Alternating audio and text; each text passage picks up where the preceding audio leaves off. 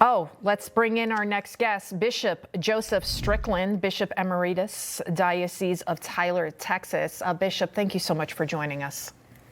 Sure, glad to join you. Let's talk about the Pope's condition. At this point, it's touch and go, right? At this point, it's touch and go with the Pope. For the good of the church, should he maybe step aside and let someone else come in? Has this happened before where a pope is too ill to fulfill his duties? Because right now we still don't have any indication that he'll ever get out of the hospital.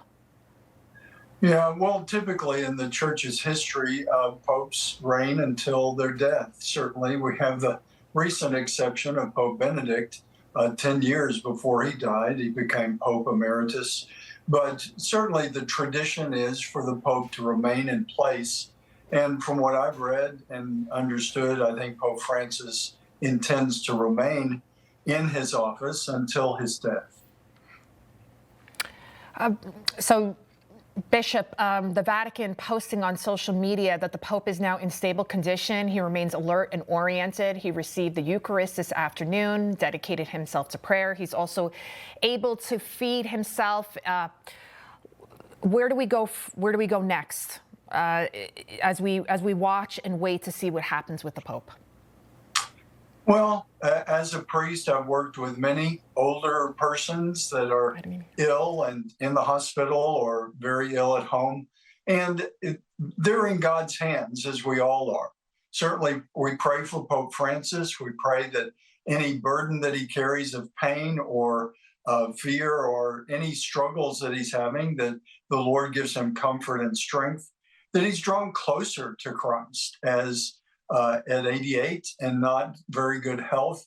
None of us know how long we're here, but certainly it's reasonable for us to pray, especially for Pope Francis, for him to grow closer to the Lord as his time on earth is limited, as the case for all of us. I think it's important to remember as Catholics, as Christians, we pray for those who are in difficulty. It's part of what we're called to do, Christian charity, to pray for those who are ill, to support them.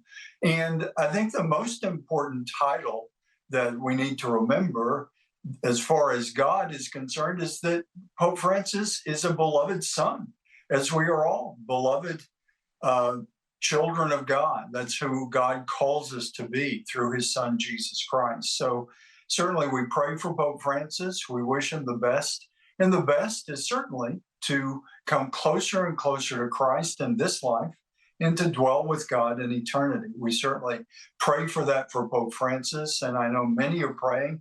I assume the gatherings in Rome continue, which they should. Certainly, many of us have gone through with parents and grandparents and dear friends that are elderly. There are these crises that happen, and we pray that he weathers this, that he is strengthened spiritually and drawn even closer to Jesus Christ. Father, before I let you go, as you said, our time on earth, it's not forever. Who do you see as being the next pope, as Pope Francis's successor? Is it someone that's more traditional, more beloved, more universally loved, say Pope John Paul II? Do you think that's what we need, someone who is just kind of more middle of the road? Because Pope Francis, for many Catholics, myself included, felt that maybe he was just too progressive and alienated a lot of us in some of the things that he spoke about. Well, certainly, whoever the next pope is, I don't claim to have any real insight there. There are many different possibilities. We pray that the next pope is very faithful to Christ. And as if anyone knows anything about me, I've had concerns about Pope Francis, what he said, and especially what he supported. He has supported priests and other bishops and some cardinals that have made it very clear that they think the truth of the church needs to change. Jesus Christ is truth incarnate, and ultimately we look to him, to his example, to his words, to the whole life of the church. So we need a pope that is deep in the heart, the sacred heart of Christ, and knows him very well and represents the fullness of his truth.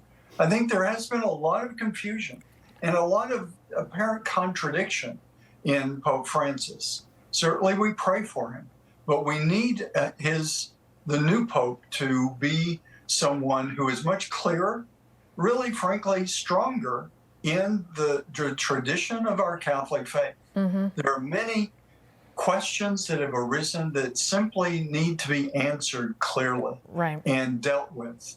So that's the kind of Pope that I pray for and hope for as we continue to pray for Pope Francis. Bishop Strickland, thank you so much, sir, for joining us. Thank you, Father. Thank you. God bless.